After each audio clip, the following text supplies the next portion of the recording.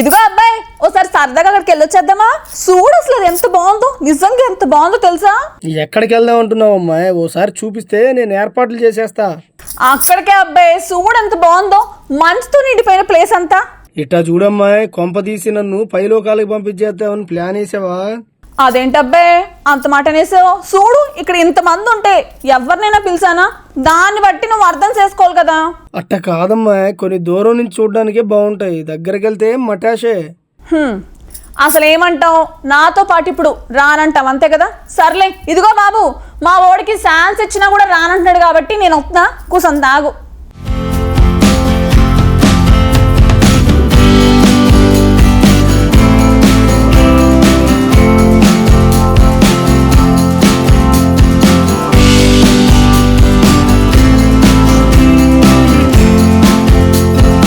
ప్రకృతి చాలా అందమైనది.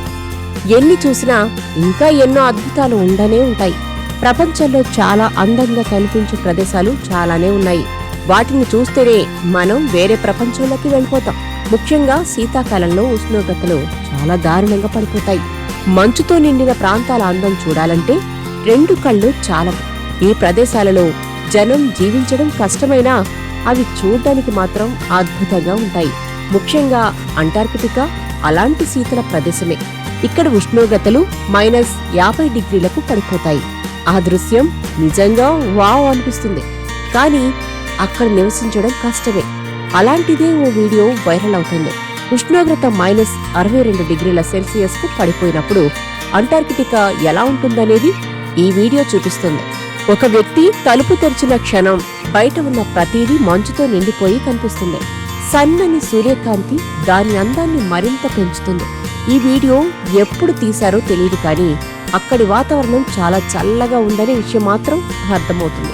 మంచుతో నిండిపోయిన ఆ ప్రాంతాన్ని చూస్తుంటే వేరే ప్రపంచానికి వచ్చేసామా అని అనిపిస్తుంది. సోషల్ మీడియా ప్లాట్ఫామ్ లో పోస్ట్ చేసిన వీడియోను చూసి నెటిజన్లు ఆశ్చర్యపోతున్నారు. కొందరు అంటార్కిటికా అద్భుతమైన దృశ్యాన్ని పాపలోకం అని అభివర్ణించగా, మరికొందరు ఈ రకమైన వీడియోలు వాస్తవంగా అనిపించడం లేదు, నేను పాపలోకంలో ఉన్నదాన్ని చూస్తున్నట్లు అనిపిస్తుందని కామెంట్ చేస్తున్నారు. ఆ తలుపు తెరిచినప్పుడు నా ముక్కు వెంట్రుకలు గడ్డకట్టినట్లు అనిపించిందని ఒక యూజర్ చెప్పగా, మరొకరేమో భూమిపై సహారా లేదా అంటార్కిటికా వంటి కొన్ని ప్రదేశాలున్నాయి, మీకు ఇక్కడ పనిలేదు, దూరంగా ఉండండని మనతో ప్రకృతి చెప్తోంది, అయినా కానీ మేము ఇక్కడే ఉన్నామని వివరించాడు.